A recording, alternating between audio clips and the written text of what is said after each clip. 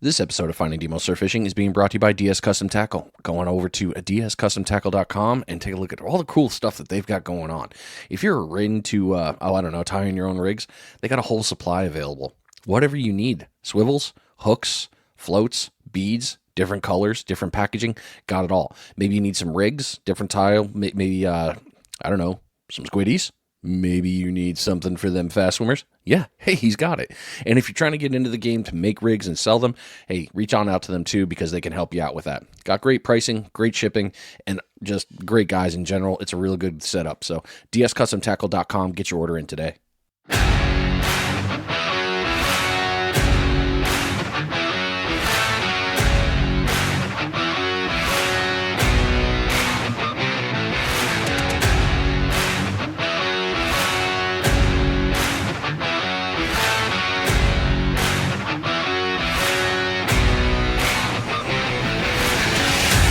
Yes, new week, new episodes. Man, I love that.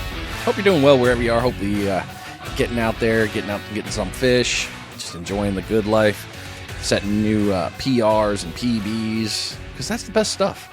If you haven't seen my recent one, I just got my first PB, just caught my very first jack, and of course it had to be a big one. Couldn't have been a little. I just couldn't get away with that now. Nice 30-inch jack crevalle here in Florida, and man, fishing is picking up. So hopefully the same for you wherever you are. This week we're taking a little digital travel job. We're going up north, and we're getting into a cool area. Well, it's called the DelMarVa, from what I've been told. So Delaware, Maryland, Virginia. We're hitting that cool little zone up there, and we're going to throw in a little sprinkle of some North Carolina as well. This week we are talking with Dan Iacangelo, and yeah, I've heard great things, and I've been really excited about doing this episode. A buddy of mine, also known as Barry, you guys have heard his episode. He's always telling me, he's like, dude, you really got to talk to him. Man's got some serious knowledge. It's going to be great. I was like, all right, let's do this. So finally got him, and we're going to get right into it. So without further ado, Dan, welcome to the show, brother. Great to have you here. Hey, thanks for having me. It's a pleasure to meet you. Likewise. Now I've got another reason when I head up north to Virginia to go bug somebody, like, so about fishing, what you got? I'm all with it, man. All right. So it's DelMarVa. I mean, that whole zone, you're up in a nice little corner that you've got a lot of access to a bunch of different fisheries. We do. Yeah, Delmarva Peninsula has a lot to offer. On the north end, we've got the more northerly fish like rockfish, or north of us they're referred to striped bass, and that's a big thing up there. And then as well, on the southern end, you got more emphasis on speckled trout and red drum, stuff like that, stuff that you guys are more used to. But we've also got some Spanish mackerel, not so much off the surf, more inshore, but when we do get them off the beach, that's like a big deal for us. It's a lot of fun. Yeah. And I mean, you got it all, dude. I love that you're right in the middle, so you get all the good fish. I mean, you still get the bluefish, the stripers. Pomps will occasionally run up that far north, I've heard, but I've been told that only sparingly. You don't see them all the time. But a lot of our fish, you guys have up there too. Yeah, we got a big mixture of things. Our pompano primarily are on the very small side. Every once in a while you get a nice fish like you guys get down in Florida. But I guess they're more northerly range as far as decent eating size fish are. It's going to be more Carolina. But either way, it's always a welcome sight to see those fish show up here. We're not going to complain, that's for sure. No, definitely not. And this is a cool treat for me because you're in this is your life. I mean, fishing is your life. You're involved in it in the commercial side.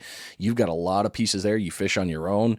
So let's back into that. Let's start at the very beginning, and then we're going to really dive in to some of the later stuff. Especially, I would definitely want to talk about the commercial because I think that's going to be an interesting piece for us to see. So let's go ahead and tell us your story and what got you into fishing. So what got me into fishing? My dad he started me off basically as soon as I could hold a fishing rod. We were out there on the lake catching bluegills, crappie, and bass and all that sort of stuff. And then also fishing on the surf, catching panfish. So I guess what you guys call whiting, we call kingfish, northern, southern. Yep. Kingfish, spot, I think when I was 6, they actually had me in the newspaper. I was holding that big old Shakespeare Alpha with a Daiwa Emblem 4500. You know, it was way too big for me, but I got two big old Norfolk spot hanging off the end of that thing on a top and bottom rig, you know, and that's what sealed the deal. You know, that was what started it all for me. It was just after that, it was all over. You know, you couldn't keep me off the water in whatever capacity. It didn't matter. I had to be there. So Nice. I love it, yeah. man. Like I'm all smiles and giggles over here. That's so cool. What type of fishing do you like to do now? So, you know, I'm involved in all facets of the fishing industry and the maritime industry in general. And I mean, all of it. If it involves boats, fishing, the water, I got my hands in it one way or another. But as far as my true love, when it all comes down to it, I could be on a boat for 16 hours, you know, 3 hours sleep, 2 hours sleep, doesn't matter. When I get off the boat, if the surf fishing's good, I'm going to be on the beach. You better believe it, you know. And then I guess second to that would be commercial fishing, honestly, because it's just so much fun. You never know what's going to come up. There's always something new. And when you get to see that sunrise, even though you've seen thousands of them, it still doesn't get old. It No, never gets old. never. You're right, man. You are absolutely right. So, what is your favorite thing about fishing? I guess that kind of correlates to the answer I just gave you. You know, Yeah. it never gets old. There's a new situation, there's a new scenario that you're confronted with constantly. There's something new to learn every time you go out. You know, and I'm big on this. This is my mantra. If you're not learning something new, um, you know, consistently about whatever fishery you might be involved in or taking part in at that particular time, um, you know, you might as well just hang it up because there's always something to learn, always a way to make yourself just that much better at what you do.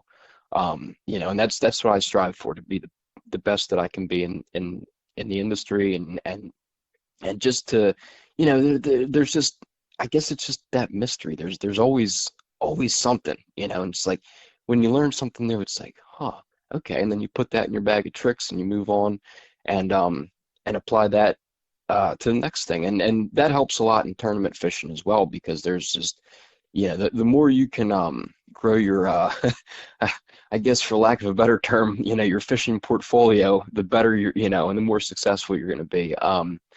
And then, you know, behind that, I mean, the people, you know, the camaraderie. You meet some characters in the fishing world, you know, and you meet some great friends. I mean, people that, you know, basically you could call family. And you know, building on that, I mean, you've got you know, the natural aspect. You're out there, you're one with nature. You see things that I guess at some point you begin to take for granted that the vast majority of people will never experience. You know, just like I said, the sunsets, the sunrises, the interactions with the flora and fauna. You know, it's mind blowing. You know, and it's all right there for the taking. And most people never get to see that. And um, you know, I'm I can say I'm blessed to be able to do that you know, just about every single day. And also, you know, to add on that, I mean, that all adds to the memories, you know, whether you're making them for yourself or especially as a for-hire fisherman, whether you're a surf guide or a party boat mate or captain, whatever, the memories that you're making for not only yourself, but for the other people, for your customers, for the people that learn something from you. I mean, that's huge. You know, I could go back in my mental logbook and and and think about a session that we had on the beach or a day we had on the party boat, and just think about the smiles that I had and smiles that I put on other people's faces, teaching kids how to fish, you know, making them feel like it's the greatest day in the world. Uh, I mean, that's second to none. You know, you can't, you'll never replace that. It's just, that's, I guess to sum that up, those are all of my favorite things about fishing. They're great things, man. Those are super great things about fishing. I love that you brought it up too, especially about on the taking people out and getting to see that smile, because there is nothing, and I've said this in numerous other episodes. There is nothing like seeing a kid make their first catch and that smile, that pure, unadulterated joy. It's just all over their face. I love that, man, and you get to see Oh, that a lot, I bet. oh, absolutely. And it's just, you see that, you light that fire in them, and it's just one of those things that some of them that's gonna, well, all of them, hopefully it'll be with them for the rest of their life. But if you can ignite that fishing addiction for 'em, it's just because it makes you think back, when you were a kid and you were experiencing those things, and it's like, wow, man, that's where it all started. And hopefully I was able to provide that sort of lifelong thing for somebody else, because there's no negatives there. It's all positive, and it's just gonna improve somebody's life, if they can, if you can give them the building blocks to go off, take off and run with it, they're gonna be better for it. Doesn't matter. You have something that's gonna stick with you forever. So I got no complaints in that category. Good stuff, man. Real good stuff. What's your favorite fish to target? So, getting back to surf fishing, I would say red drum. Big or small, doesn't matter. Every time I see that big broom tail with the spot on it come up, it Hmm. just gets me fired up, man. I mean, especially as big drum, big old drum. There's nothing like it when that fish starts, gets you in the trough, starts running you back and forth, takes those long, hard runs. You feel that tail pumping. That gets the adrenaline going.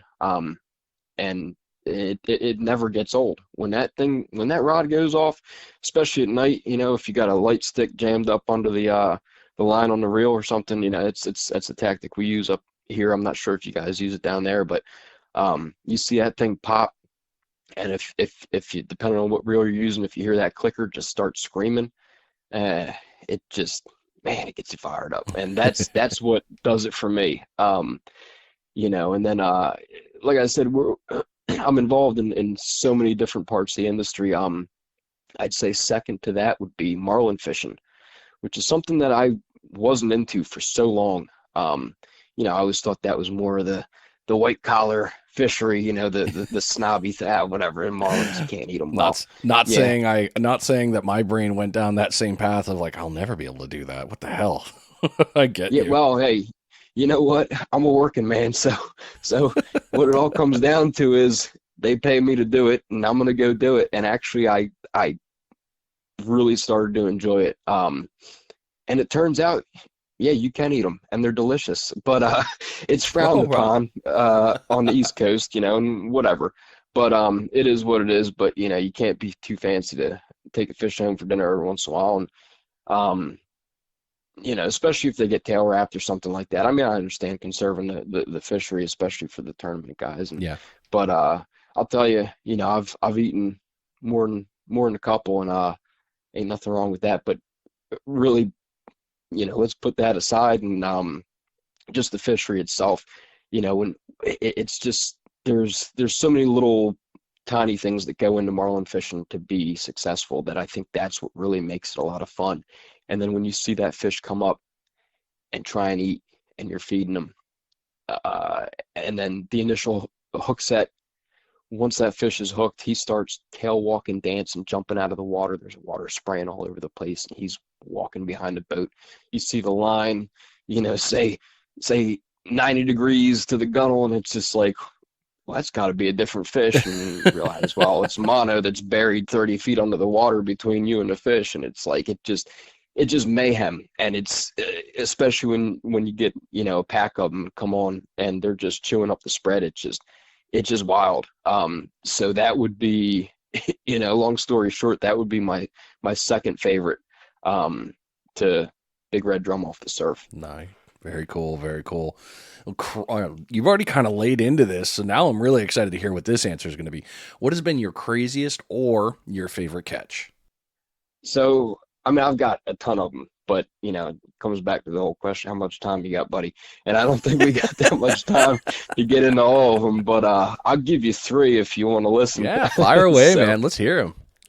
So the first one was a false albacore in the sound, and they get a bad rap. People, they're cat food, whatever. It doesn't matter. Those fish, pound for pound, fight hard. They're actually part of the mackerel family, but you can compare them more to a tuna, as far as body type and speed and the way they eat and everything else.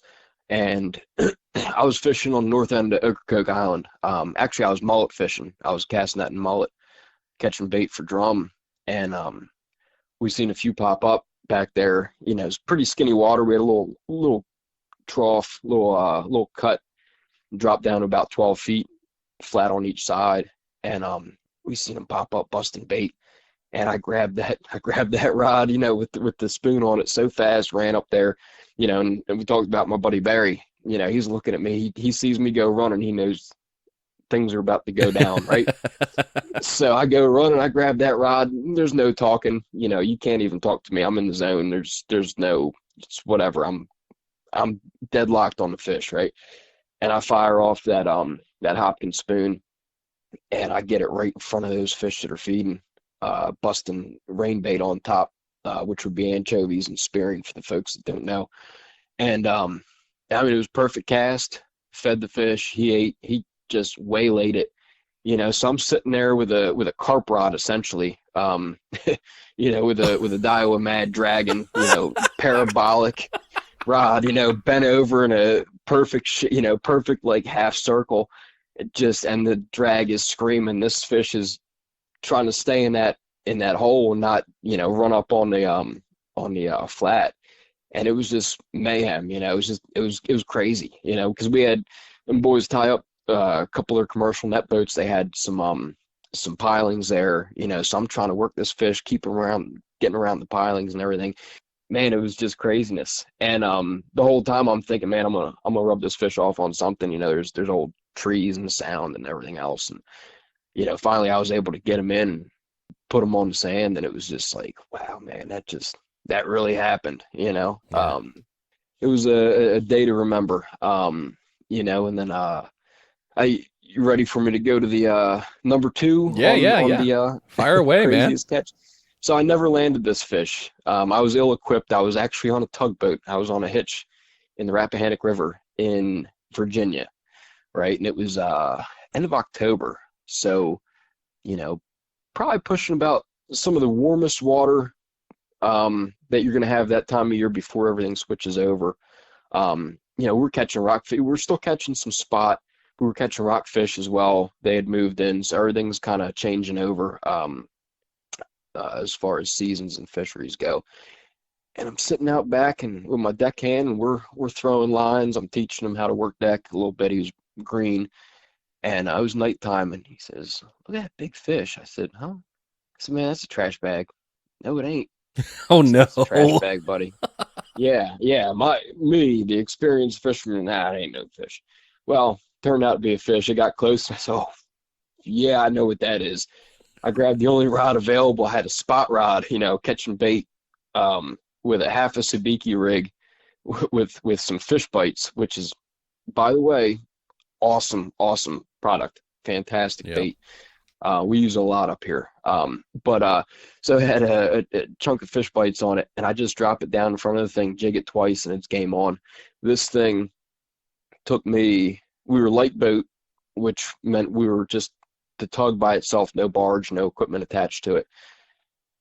I hooked this thing and it took off like a freight train. It took me around the tug, 71 or 72 foot lugger tug, right? So pretty decent sized boat. Yeah. it took me around this boat 3 times. We had about a 2-knot current. I'm surprised it held on this long. I got that fish finally. I wore him out enough to get him close to the boat. All we had was a gaff, no net. I got him to within 6 feet of the gaff 3 times. And the third time, that little tiny baby sabiki hook finally straightened out. But this fish, what was it though? Oh, sorry. Yeah. You got me on edge, man. Well, we gotta Gotta throw the thriller in there every once in a while. That was actually a triple tail. Holy crap. Were you serious? A triple tail that was the size of a trash bag? Just, oh my, wow. On that setup? Dude, Yeah, that's intense. Up the bay, about what, a third of the way up the Chesapeake Bay in Virginia, and about a mile and a half up the river at that. And this fish was, you know, no embellishment. Honestly, I've handled tens of thousands of fish. I mean, this is what I do for a living.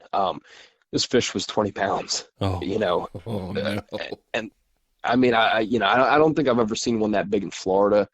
Um, so, and that's where that's where they live. So to me, it was insane. Yeah. But yeah, never got a chance to, never got a chance to stick them. But I had plenty of eyes on them. At that point we had deck lights on. Everybody woke up. Them boys that were off watch, they got out of their bunks. They were all out there looking, waiting because they wanted dinner.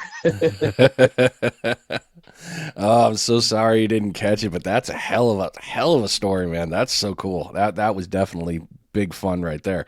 Well, before we continue on that, we gotta actually do something real fast. We gotta knock out into that bait check, because if you've been fishing, you know that this is the time you gotta make sure that you got your bait good.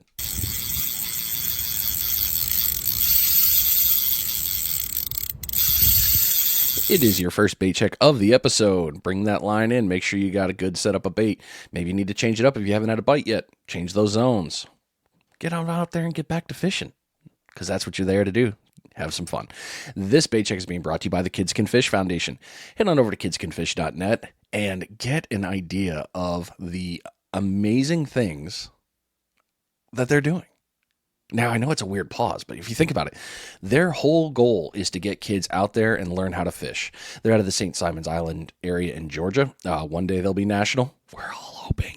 They're doing great things. They're putting on cast net clinics for these kids to learn how to throw cast nets, throwing out fishing rods, getting them out there to go fish, showing these kids on where the cuts are, how they do it. Really just putting so many good things into the community to help these kids get out and fish. One of the greatest slogans that I love, you've heard me say it before, I'll say it again: more tackle boxes, less X boxes. Kidscanfish.net, they need your help, because your dollars are the ones that help keep these clinics going.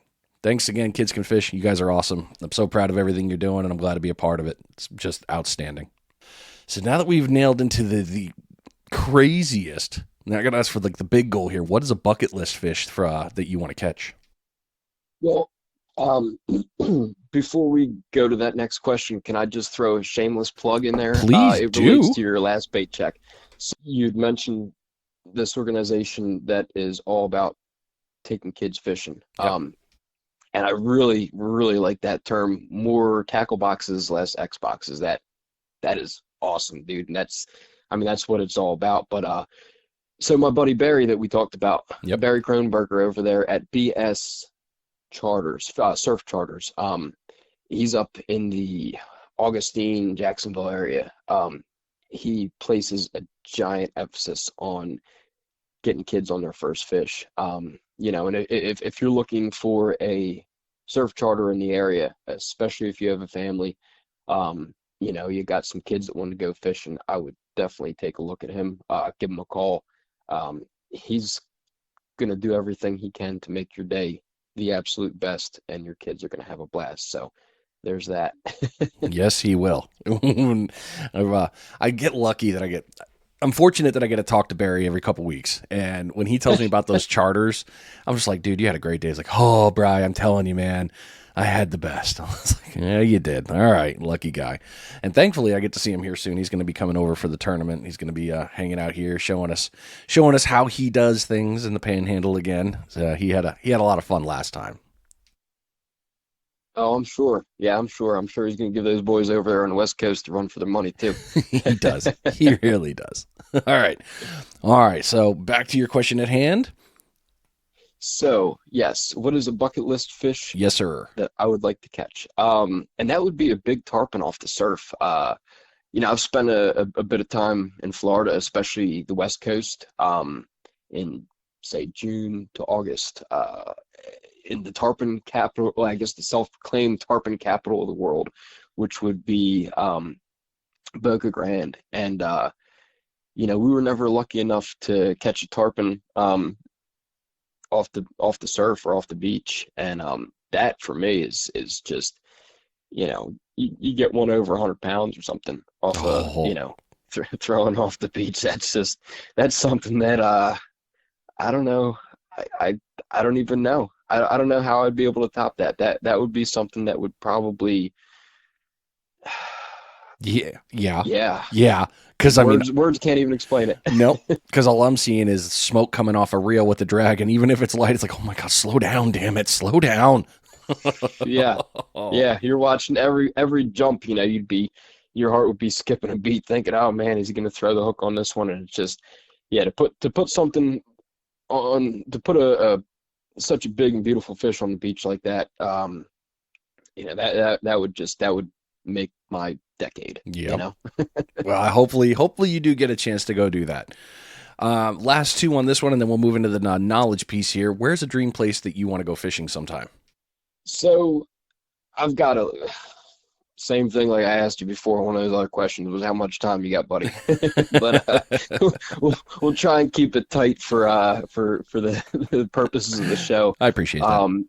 And I've got three. It would be New Zealand, Australia, and the Azores, which are a chain of islands off of Portugal. And it's just, my reason behind that was, number one, the fisheries. I mean, if anybody who has YouTube, has probably seen some of the videos of some of those fisheries, like the cliff fishery in New Zealand, and just some of the stuff that goes on the Azores, like some of the tuna fishery and stuff like that, and marlin. It's just, I guess it's a lot of the stuff I've already been involved in over here on the East Coast of the United States, but add to it the scenery of some of those places and the ruggedness of the terrain, and just like, yeah, I can get down with that. Yeah, I did an episode with Go Fish Australia, and really, really, for me, it was definitely to learn more about the area, and then they started telling me how they do it. You get teamed up with an Aborigine guide captain. He takes you all the way. Like, he just takes all the knowledge and just dumps it on you and takes you out fishing. But all that put together was just like, are you serious? We can catch that kind of fish right there off the shore? Yeah, you can catch all this stuff. You want to see? Like, he's sending me pictures. I was like, oh my God, I need to go to Australia. Oh, it's so amazing. It's wild, man. Yeah, it's like Panama, I was fortunate enough to fish there, and you're catching, yellowfin tuna like somewhere between, say, 20 and 175 pounds between two islands. You're looking at the shoreline and you're hooked up to something that up here we'd have to run 60, 70 miles for. The Fish Bites company, I saw a couple posts from them. I believe they have some people fishing their product. It's either Australia or New Zealand. Yeah, New Zealand. They've been heavier in New Zealand now. Australia, they're in there, but New Zealand has been doing some great posting of it. Oh yeah, yeah. It's amazing to see the plethora of fish that they're catching, on those things out there. It's like, wow, there's just so much. There's so many different species. It's like, I got to get there. Where do you start? Just how much time can you spend just trying to run the list up, the number of different fish. It's just, that's I think that'd be my number one, would be New Zealand. Yeah. We just need to win the lottery. And like a continuous, like, you know what? I'm just going to travel to Australia this week and go fish. That's cool. Well, I'll be back. Yeah. Well, one of us does, Yeah. If I win, I'll take you. You win, you got to take me. Sold. It's on the podcast. It is now officially a verbal statement. There we go. It's going to happen. That's right. You see, you like how I put you on the spot. I put you on the air, on the record there. Dude, I'm loving it. Are you kidding? I would be happy to be like, let's go do this. We talked about it. We're going to go do this and get after it. Well, you got into a big one here, and I know I sent you the questions earlier, but like you said, you've had a lifetime of fishing, and you are so involved in the industry. Lots of this one's going to be a tough one, but thankfully it's the last one on this one, and then you get to move into the fun stuff of the knowledge. What has been your very favorite fishing memory? It would be the Ocracoke Drum Blitz of 2010. And that sounds like, I don't know if your listeners have come across this guy. He's got some YouTube videos and stuff, Bob the Garbage Man, but it sounds like it's right out of his playbook.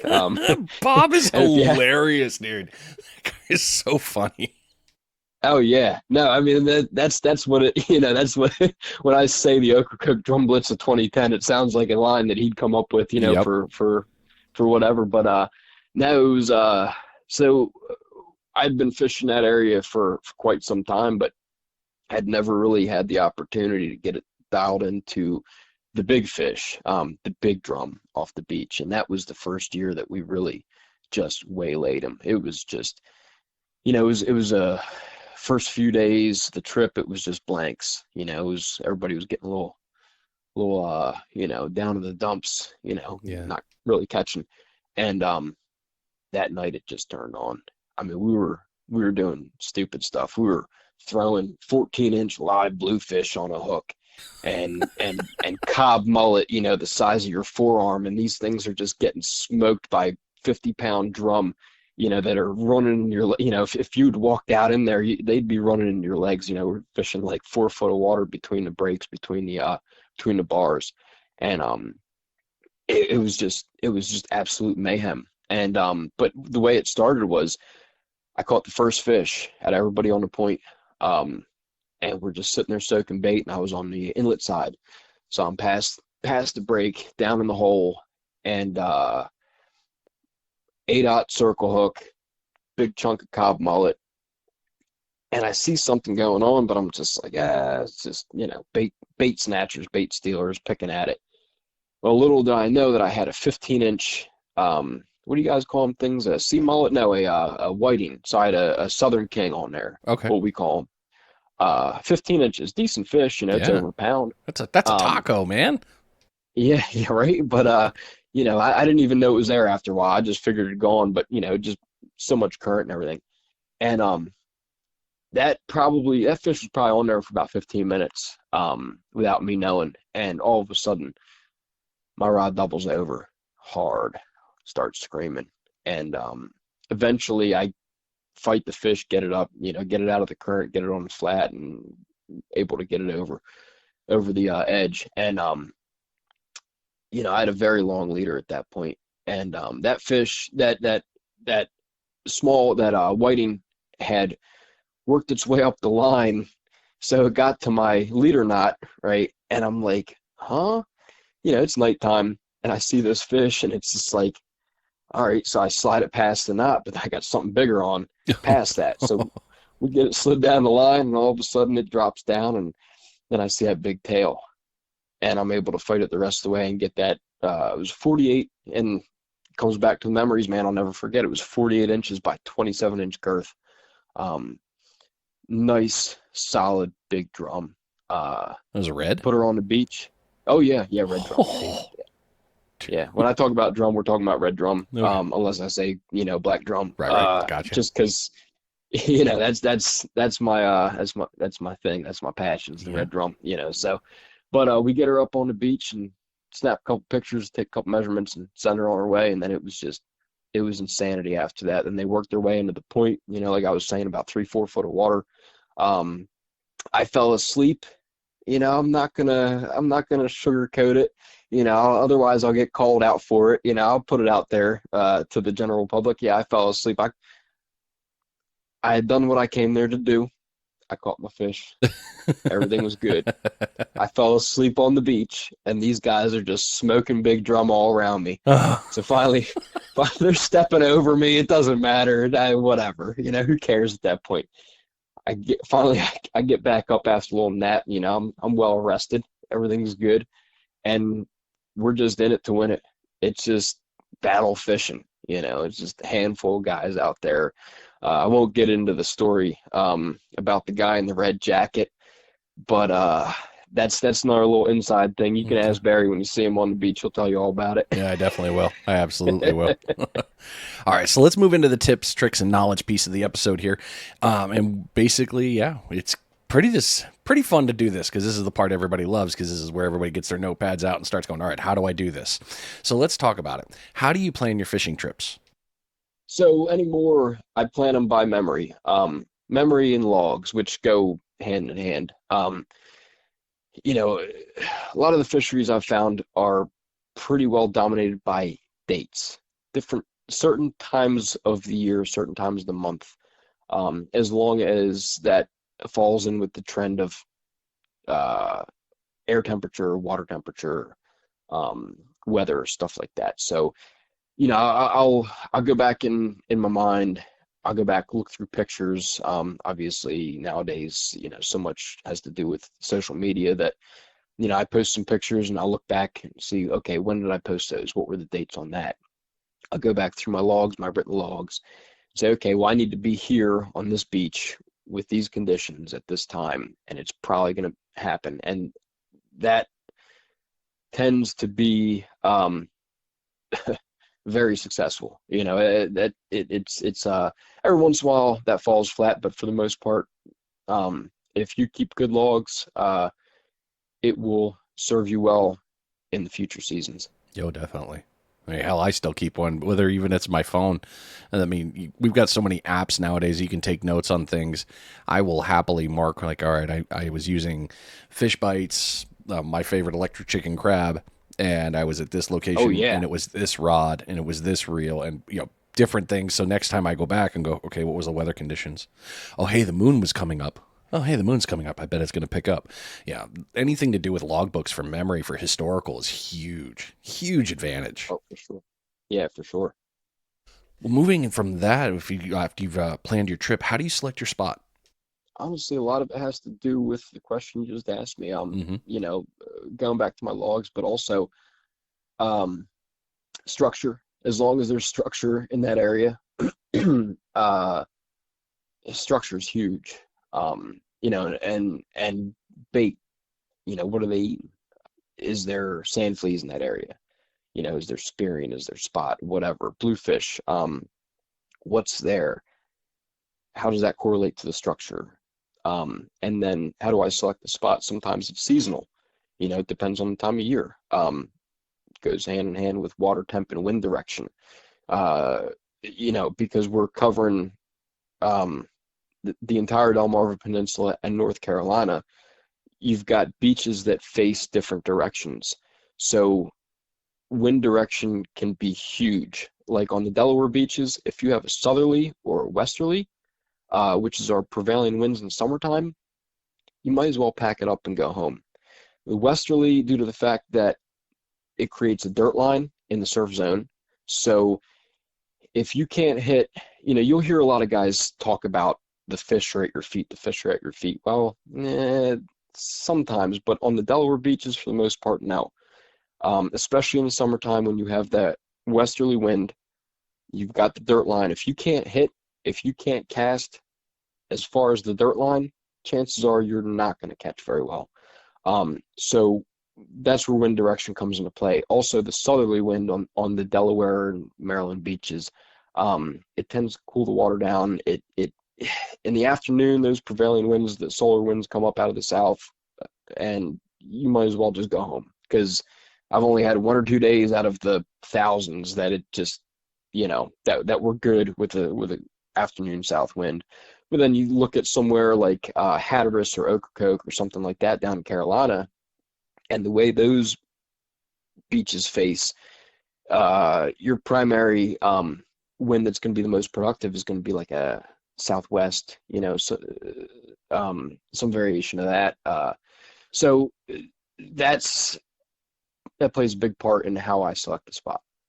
All that stuff is really good knowledge, man. I mean, we play a lot with the different wind games here, and if we're getting a nice southwest, the southwest wind here has a weird way of pushing pomp and red drum especially a little bit closer. It's just enough of a shove to be like, come on in. You want to get that those sand fleas right there off that little ledge. Come on, buddy. Come on into the first bar. But yeah, picking that sort of thing, all those pieces together, the structure, seasonals, all make a huge difference. So thank you for highlighting that. That's really, really good knowledge. And before we move into the next question, though, it's already been 20 minutes. I mean, the time flies. Who knows where it's going?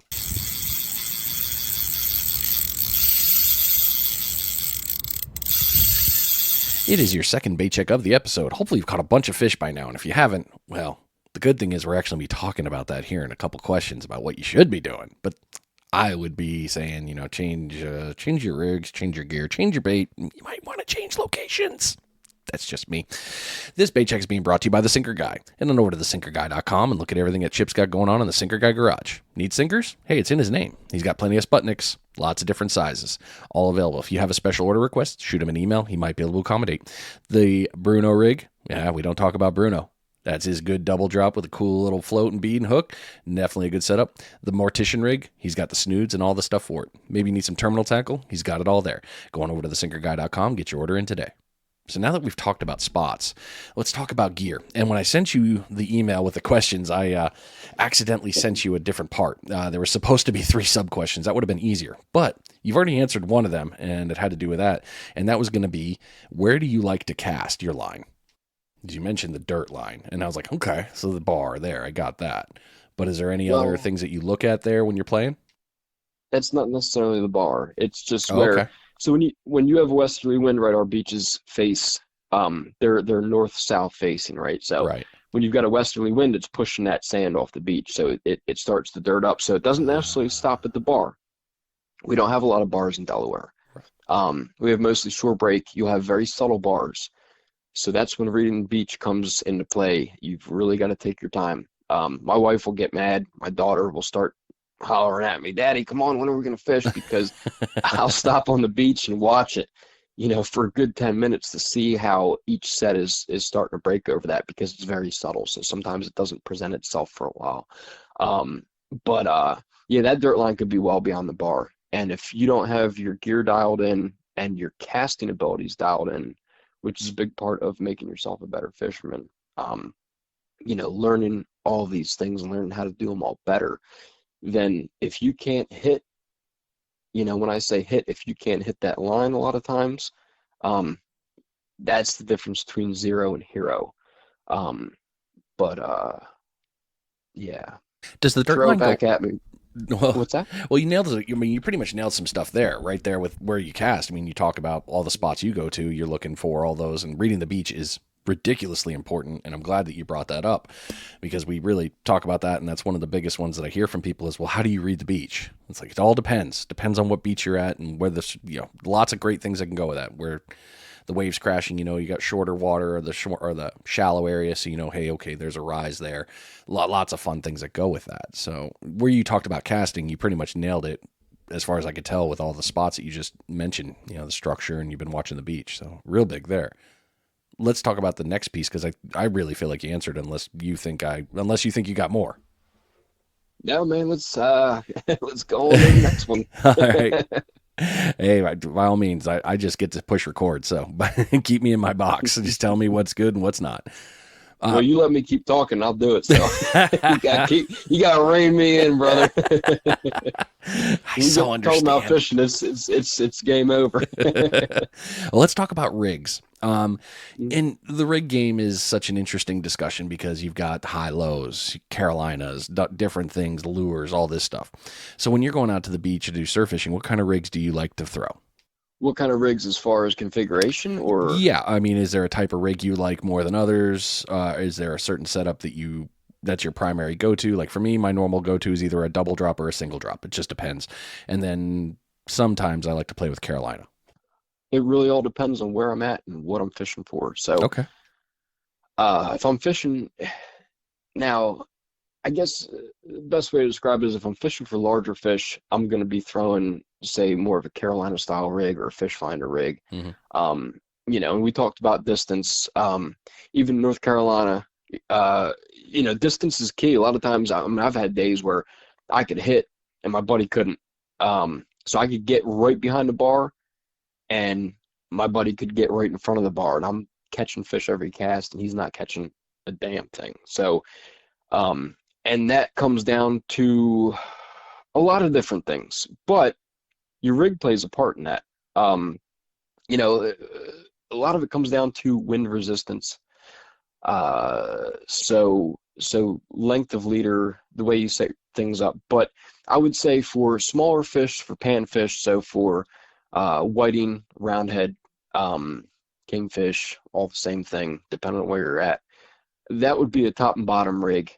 You change the colors of your floats dependent on time of day, basically ambient light. So if it's dark day, you go with dark colors. Light day, you go with lighter colors. And then for larger fish, say red drum, black drum, rockfish, stuff like that, you're going with more of a Carolina style rig, fish finder rig with a very short leader so it doesn't windmill. So you can get that distance if you need to. Because contrary to the belief of a lot of people, it doesn't matter if the weight sits half an inch from the hook. If those fish are hungry and they find that piece of bait, they're going to eat it. The weight doesn't mean anything to them. And that gives you the advantage of distance. Having, if that bait starts to helicopter basically between the bait and the weight, that's going to kill your distance. So running off into the whole, sorry if I'm rambling, but no, this is awesome, because this is the conversation piece that I think, well, this is the piece that I see a lot of people on social media start doing it needs to be 2 feet from the sinker, or it's got to be this 7-odd hook. It's like, oh boy, this conversation's going to turn dark. So no, go with it, man. This is the good stuff. Yeah, no. So, and social media is terrible for that. You get a lot of people that they talk and they talk, but they don't know what they're talking about, and I stick with what works. So those are my 2 primary rigs, is a top and bottom with floats and colors that are dedicated to or tailored to the conditions, especially light conditions. And sometimes you don't even want to have floats on them, especially if you're trying to hit. If you're trying to get that distance, obviously those floats create drag in the wind, right? So there's a guy, Joe Moore, right? One More Cast out of North Carolina. Kind of a legend. Yeah. he produces some quality stuff, and he's a distributor of Akios. Yep. I still don't know how to say it. Great tackle. I can actually, I don't normally say that the rod is more the Indian than the arrow, right? So I won't always attribute it to the rod that allows you to get the distance, but I'll tell you what, I own an Akios that I bought off of him 6 or 7 years ago, and that thing I can absolutely say has put me in the money a handful of times, and allowed me to be a lot more productive just in fishing outside of tournaments. The thing rocks. But he creates a rig called the Long Ranger, I believe. It's no floats. It's all about distance. There's times where something like that, you just gotta leave the floats at home and just make it happen. Just be able to hit as far as you can to get to those fish where they're feeding. It's all about where the magic is happening. So if that bar is far and everything's getting busted up, in the outside trough, you've got to be able to get there. So I guess to get back, I'll rein it in to where we were talking about rigs. Those are my 2 different styles that I primarily use, with the exception of leaving the floats out of it when you've really, really got to get that distance. And that's when fresh bait matters. Perfect. And low profile. Well, let's move into that, because you mentioned bait. So let's talk about bait on that, because that's this one is definitely going to be obviously fish dependent on what you're going after. But what's your normal bait setup? My normal bait setup is obviously it's fishery dependent. So yep, we're looking at sand fleas, mole crabs. They go by many different names, but they are the cheese curl of the sea. Everybody eats them, whether you're talking surf, inshore, wreckfish, doesn't matter. Everything eats them, especially in my area. That is probably one of my primary go-tos outside of the surf zone, and maybe 25% of when I'm surf fishing, depending on what I'm fishing for. Black drum, love them. The whiting, roundheads, sea mullet, kingfish, as you want to call, or as I want to call them. They like them. They eat plenty of them, but you're going to be more successful with, say, a very fresh strip cut mullet or a spot cut in small strips. Bluefish, doesn't matter. Fresh cut fish, especially something that's in the surf zone at that particular time. You got to match the hatch. So whatever they're eating or whatever's there, and that goes back to drum fishing as well. I've had nights where, you know, it's thick with drum, but a lot of people think, oh yeah, they'll eat whatever. But there's nights where, I've got drum out there. I know they're there, and I'm not catching anything on bluefish. If I switch over to a chunk of mullet, and all of a sudden it's game on. Yeah. You've got to be prepared for everything. But I would say my go-to would be cutfish. What else is there? There's fish bites. Well, that's what I use to get the party started. If I'm going out there with no bait, I'm using fish bites before so I can catch my first live fish to cut up, as long as it's legal. Yeah. Yeah, and then sand fleas. That's pretty much it. That's pretty much what I stick to. Stick to what works. Can I please steal that from you? The cheese curl of the sea. Oh my God, that was probably one of the greatest things I've heard for slogans. That was so good. Have at it, brother. Thank you. Oh man. So you do a lot of moving around, and with all that area, you've got a lot of places you can go, and obviously you do fish numerous ones, and there's a lot of places you're going to want to go in the world to go fish. So let's ask about that one. What do you do when you go fishing in a brand new place? Well, I'll do my best to research things ahead of time. And I try to steer away from social media because, you get a lot of people that like to talk and don't know, anything. And, Yep. and I'm not the kind of guy that wants to, I want to figure it out for myself. So I won't just ask, hey, where are the fish, where are the fish biting? What's going on? But I'll kind of peruse local sites and pick up on trends as far as time of year, temperature, what's there and when.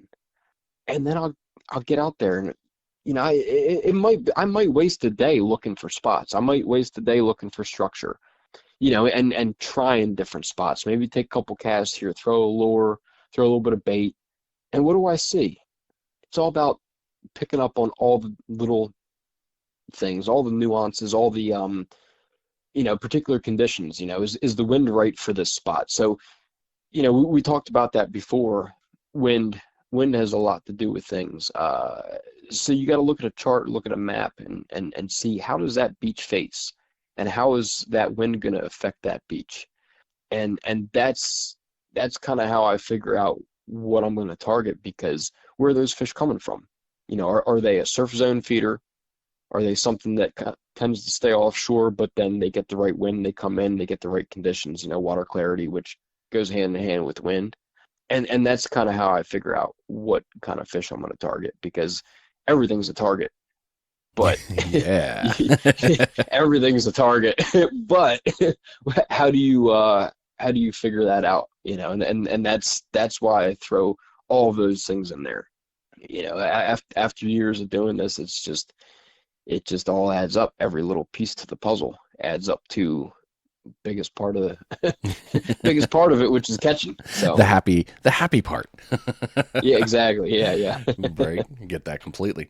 Well, we talked about, and I always mention in my bait checks, oh, hey, you haven't caught a fish yet? We got to do something. So let's ask about that. How do you adjust your tactics for fishing when the bite isn't on fire? Man, it feels like Groundhog's Day, because I'm going back to the same thing every time. But you know what's really cool about that? You say that, but here's the thing that, and I hope that the listeners get this, because I truly feel this, and by all means, you've got a lot more experience than me, and you can put me in my box. I really feel like in the world that we play in the fishing game, you can go just about anywhere if you have the basics down, knowing how to cast, how to kind of read the water a little bit, and playing that out. But one thing I've noticed so many people, and I'm guilty of it like hell, is I have a tendency to grow roots. I'm in my spot. I'm like, no, I am staying here. I'm going to make the fish come. And I've thankfully broken myself of that habit. But that piece right there, I've always wanted to be able to push that out to people and say that is, if it's different, or if it's not working, what do you got to do, Well, you can't make them come if they don't want to, you know. Yeah, they're it's they're they're they're sad. gonna yeah, they're gonna be there if they want to eat. They're gonna be there, but they're not there for you. They're there for themselves, Yeah, and it's just it's one of those things where it goes back to some of the other questions you asked me. There's a lot of different things that as you're building your skill and making yourself the best fisherman you can be through observation, through logs, you've built that bag of tricks. And if none of them are working, you can't be afraid to deviate. You can't be afraid to try new things. Even something that you may think is stupid or won't work, just try it. You don't necessarily have to commit to it 100%. That might not be the thing you do all day. But if you if you try something different and it works, well then there you go. You're catching fish, and that's primary objective, correct? So that's honestly the best advice I can give there. Don't be afraid to switch gears. If you know, as I said before, if you're not learning something new, not necessarily every time you go out, but if you're not learning something new relatively consistently, you might as well hang it up because you're wasting your time. hmm You're not going to be as productive as you can be. You're not going to be the best fisherman you can be. And that's what I strive for. So that is the best advice I can give to that answer and that is or to that friggin' question. outstanding right there. So I love it, yeah, because you really are. And even when you say it, it's we all want the best for everybody. We really do. Like, we want you to catch it. This is fishing. Nobody wants to see Yeah. somebody go home skunked. It's never fun. It's like, oh wow, all right, what happened? Let's diagnose it and try to get it back in there and help you out. But yeah, that part right there, man, it's all about the community and getting you out there. So thank you for that, and that was awesome. Um, Yeah. so you talked a little bit about it earlier. We were talking about seasonal, and summer here and dead summer, dead winter suck for us here. It's like, oh, okay, you got to really get into the fine skill set, I guess. You got to really have your stuff dialed in right to get it. But when it comes to seasonal there, how do you normally kind of play this one out for fishing? If hey, look, I know these are the worst times of year, but this is what I do. Oh, all right. So seasonal. So summertime, same kind of thing. It kind of sucks. It's you fall into the doldrums. You're catching the whiting, roundhead, sea mullet, kingfish, the same thing, depending on what part of the coast you're on. That's our primary forage, if you want to call it that. And then we've got spot. And then as the summer gets on, the water gets warmer, those fish push north. We got some pompano here and there, mostly small, sometimes big. If we're lucky and we get a lot of easterly with clean water and warm water, we've got Spanish, right? And then come September, the warmest water, and those fish start pushing out of the back. We've got some flounder, but for the most part, summer can be good. And if a lot of people from up here are listening to this, they're going to be like, BS. Summer sucks. But it comes back to 90% of the fish are caught by 10% of the fishermen, right? And all the things that I mentioned before come into play as far as being productive that time of year. Right. So I actually have a pretty good summer most of the time, where 90% of the people don't. And I'm not trying to put a feather in my own cap, but that's just the way it works, right? You put your time in, you fish hard, you tune things to the conditions, and you can be successful. So that's pretty much what's available. It's summertime, but fall, and winter is going with the summer. Winter's pretty terrible most of the time. We've got a big westerly cut, right? Delaware and from Cape May, New Jersey, and the Delaware coast, it cuts into the west. So those fish, say the rockfish, the bluefish, they follow that straight line, because that's the closest point that's the that's the fastest way from point A to point B, right? So they shoot off a central Jersey, which really I shouldn't even say it because it's not a thing. You got North Jersey, South Jersey. Yeah, they don't like Know it when you say something else about central. They it's either north or south there. They're the people that know will know. But let's just call it the middle of the state, New Jersey. You got that straight line that comes down to say Maryland, Virginia, Assateague, both sides of it. And those rockfish, the striped bass and the bluefish, rockfish are striped bass, rockfish. Right. They'll follow that line down. So we get left out for the most part. So yeah, wintertime pretty much sucks for us as well. More so than the summer. But it is what it is. Spring and fall are the best times. Less people,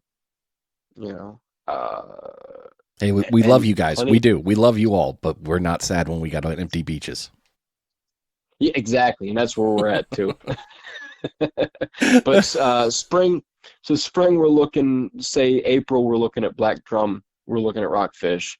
And then very end of April into May, we start getting some good bluefish, and the bigger rockfish bite turns on. And then fall time, you've got everything because the water's so warm. You've got everybody, every player in the game.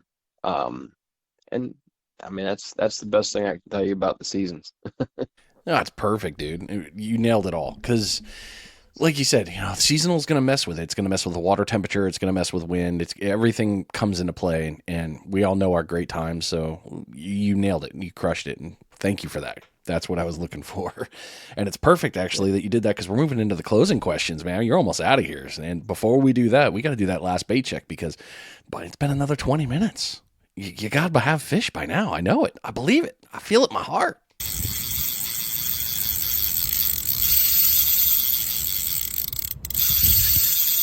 This is your third and final bait check of the episode. I know you've got a limit. I know you do. I know it. It's in there. You got it.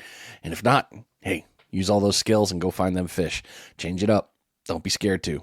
Don't be worried about it. Have at it. This bait check is being brought to you by Ninja Tackle. Go over to ninjatackleva.com and take a look at, something about the 7-foot travel rod. Yeah, it's brand new. 4 pieces, 2 different tips, lots of fun. I use it. I've caught some great fish here. I've caught that, what was that? The false albacore, also known as a bobo. Caught that on there, threw in a 1 ounce, loved it, smashed it, destroyed it. Got rods all the way up to 12 feet in between that one. You can get on there. The Bummy Stick, seen a lot of good things about that. That's really there and you can get it there.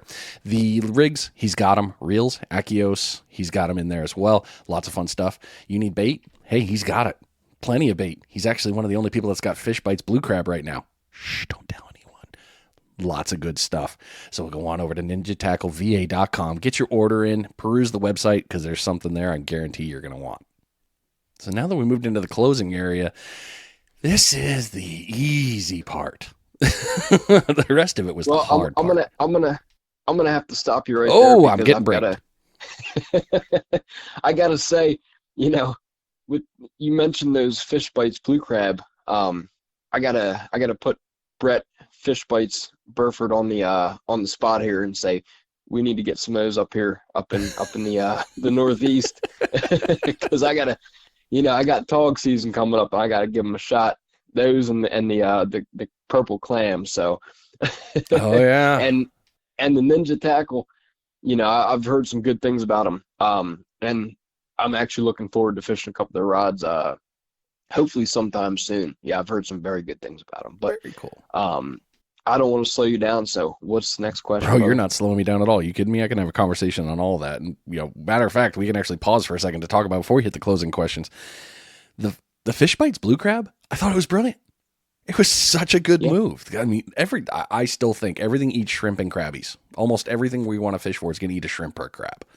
And that stuff lays that scent out like, come get it. Ringing that dinner bell.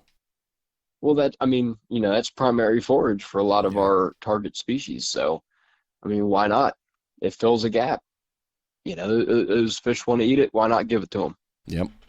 Yeah. Come eat it. Just don't worry. I might let you go if you're undersized or oversized. But if you're in between, you're coming home. Sorry. Not sorry. Yeah, I'll come take you home and give you a nice hot bath in hot Oh. oil. Oh, I love that. Oh, I'm already ready for fish dinner. All right. So let's get you into the last ones here. What knowledge would you give to a brand new angler? Well, things have changed a good bit, right, in the last couple decades. And I see a lot of people making this mistake, and my initial answer would be get off the internet. Go put your time in. The internet is a very useful tool, but you've got to navigate it correctly, right? So I see a lot of guys get on forums, get on pages, and they want everything handed to them. You Yeah. can't be that way. You've got to ask the right questions. If you're expecting someone to just give you an answer as far as go here and catch fish here and do this, you don't have the right mindset.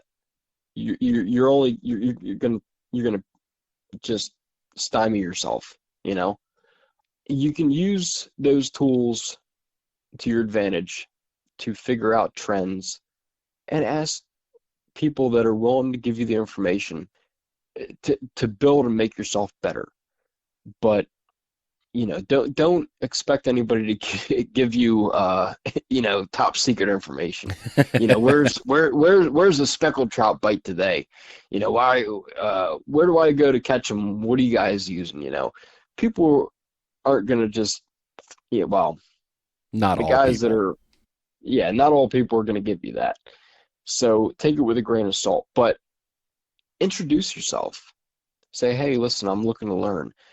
And a lot of times the guys that are successful will take you under their wing and say, hey, come on, why don't you come out fishing? And that's the best thing you can do is get out on the water.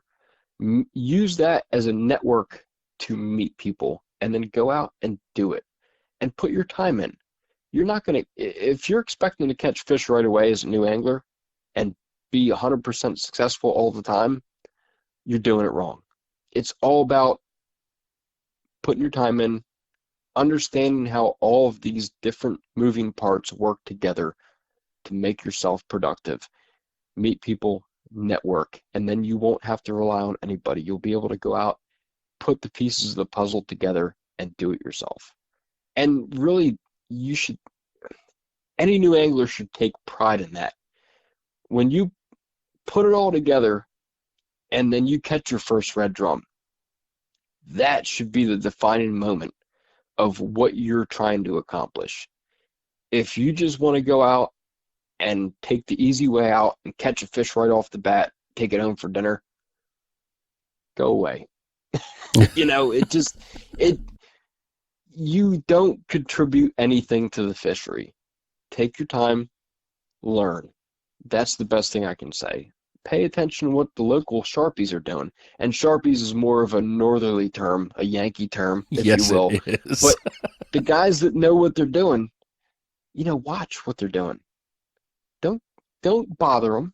Just, you see guys in a rotation catching fish. Just stop, sit back, watch, pay attention. You might learn something. And another big part of it is shop local. All right.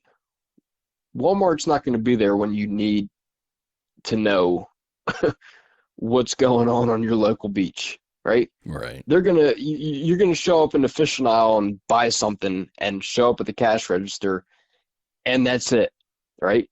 But if you shop local, you're gonna show up to a bait shop. You're gonna show up and talk to a guy that was probably on the beach that morning catching fish. And if you use your manners and talk to him like a human being, you're probably gonna learn a lot. And you listen. So what I tell my deckhands, right, is you have 2 ears and 1 mouth. Use them proportionately. So you should probably listen more than you talk, right? Especially if you're new to the game. Local knowledge trumps everything. You can gather so much information by spending time in the bait shop or on the beach talking to people that you've identified as successful fishermen, and it's worth its weight in gold. And honestly, that's the best answer I can give to that question. Dude, you kidding? It's like a friggin' all-star answer. Because in reality, that's one of the greatest parts of the local area is there's, I'd say more than 50%. I'd give it 75, maybe 80, that will happily talk to you. You know, if you just come up and have a conversation, and again, you said it the best, manners, be polite, don't be a dick. But, you know, go up and have that conversation. You're going to get so much like, hey, man, and the one thing I will tell you is never be afraid to say, hey, I'm new to this and I am learning. That is a great opening of like, hey, I'd really like to talk to you about this. And if they can, they will. And if they can't and they're a dick, you'll know in about 10 seconds and you probably won't want to have that conversation anyway. But the local... Well, you'll find somebody better to talk to, or you'll find a better shop that fits your needs better. But, you know, let's face it, the big box stores and the internet stores, yeah, you might save $1, but at the end of the day, is it worth it? Yeah. Can you go to them and ask them those questions? No, you can't. So if you decide it's worth spending a little bit more, and not necessarily, but it may be the case, keep those guys in business and be able to ask those questions down the line, yeah, it's absolutely worth it. Shop local. Perfect. Yeah. Well, and you already nailed the other question, so that one's taken care of. So we'll ask the second to last question then. What do you think a reason has been for such a surge to surf fishing? You know, COVID. Honestly, you know, we had what was going on there a couple of years ago, and people had more money and more time. You know, it was you know, there was a lot of negative involved with it, but at the same time, there was a lot of positive. It was a good pause. You know, the world was spinning a whole lot faster than it used to, right? But everything kind of slowed down. People had more money, more time. And I think a lot of folks needed to get away from, you know, the internet and social media and TV, and needed to just get outdoors and get away from everything. You know, there was a whole lot of stuck inside for a while. People just said, hey, I'm going to go out and enjoy what we should have been enjoying for forever. It was nature, outside. Let's go do it. Let's learn something new. I really think that was the major catalyst for the most recent surge in people joining the surf fishing and fishing community in general. So nice. And like Forrest Gump, that's all I have to say about that. I am beyond thankful that you didn't want to go down that part of the path. Thank you so much. I ain't jumping down that rabbit hole, brother. Bro, I know better. I will walk away so fast on those. Like, no, I think I see. Yeah, there's something over there I gotta go do. Oh, I appreciate everybody, no matter what way you think about things. Yeah. It's all good, brother. Keep the lines wet. That's the goal. Keep the line wet, and all will be well in the world. All right, man. We're all here to go fishing. That's it. Yes, sir. All right, let's get your last question out of here, and get you back into your world with your family time. So, here it is. What's next for you? Well, eventually, when I'm able to cut loose from my current obligations, you know, I got a lot of things going on, a lot of irons in the fire, but you know, I plan to begin my own charter/commercial fishing business, right? So I don't discriminate. I encompass all aspects of the fisheries and maritime industry. So a big part of that, besides the businesses that I've already started or will be starting here soon, include charter fishing and commercial fishing. And, you know, we're talking money there, right? That's making money. But a big part of what I like to do, and what's next for me, because it's not necessarily next for me, but I plan to continue doing, is passing my knowledge and skill set to the next generation, right? I've got a daughter, she's 3.5, and she's a maniac. But, you know, when I come home, you know, she's talking about daddy catching lobsters, daddy fishing, daddy, you know, hey, can we go to the beach? Hey, can I drive your truck? Because, well, yeah, I let her drive the truck, you know, nobody around. she's just sitting on my lap steering the wheel. But that's what it's all about. I mean, we've all been there, done that, right? Right. But when we've got the next generation sitting in front of us, we want to perpetuate that. That's a big part of it is, yeah, cool. I've caught a big fish. I've caught that fish. I've caught this fish, whatever. It doesn't matter. At the end of the day, if I can get the next generation interested, get them outside, get them on the beach, and keep this way of life going, I've done my job. I mean, that's what it's all about. As things progress, there's such a push to, I don't know. It's an internet world, man. It's video games, internet. We need to detach ourselves from that and get back to where we were before. And if I can, be an integral part of that and get these kids back to the way things used to be, and not even necessarily the way things used to be, because things progress, and I'm not afraid of the future, but the future of fishing, that's what they are. That's what I'm all about. So I guess the best way I can end this is to say, take a kid fishing, teach them something, because they're going to be you in 20 years. Yeah. And it's weird for our kids if you think about it too, man. My daughter's 12 and I love her, but she is also a fishing nut. Anytime, lately I've been having a hard time getting her away from some of the things, but it is what it is. Of course, I've got a preteen, so now I'm dealing with a bunch of fun stuff. But Yeah. I get her on the beach. Oh man, she's like, all right, where am I casting? Well, throw it where you want to. We'll adjust. We'll make this. All right, I got this. I got that. I got this. I got that. Just absolutely bonkers.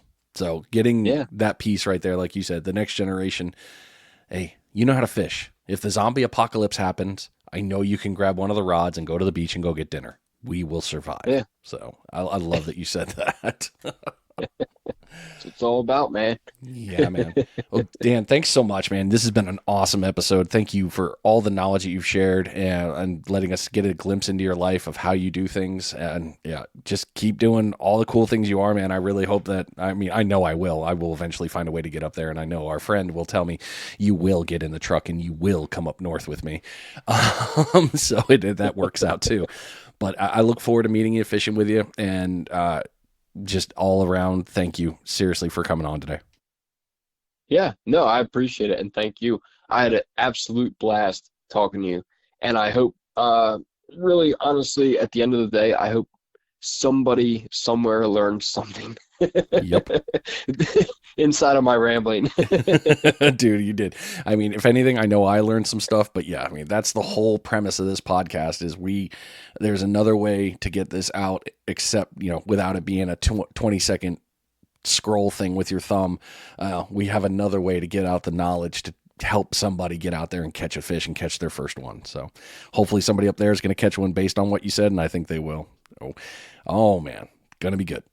Right on. Well, I hope they do. Yes, sir. All right. Well, we will talk soon, Dan. Take care.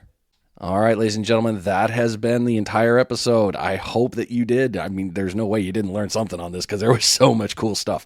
Like I said, Dan's up in the northern area. He's up in the DelMarVa area, Delaware, Maryland, Virginia. Lots of good pieces. We also talked about North Carolina as well. Talked a lot about the different pieces of the fishery there. And I know that some of this is going to get there. So if you're ever going to travel up to those zones to do some fishing, lots of great fish. Center part of the country, think of that as that cool little dividing line where fish go north or they go south. We got some really cool mixing there. If you did learn something or if this helped you out, don't forget to share it out to somebody, help them get better at this. It's all we can do is help each other get better at fishing. You've been listening to Finding DMO Surf Fishing. Thanks for being here. I am out of here.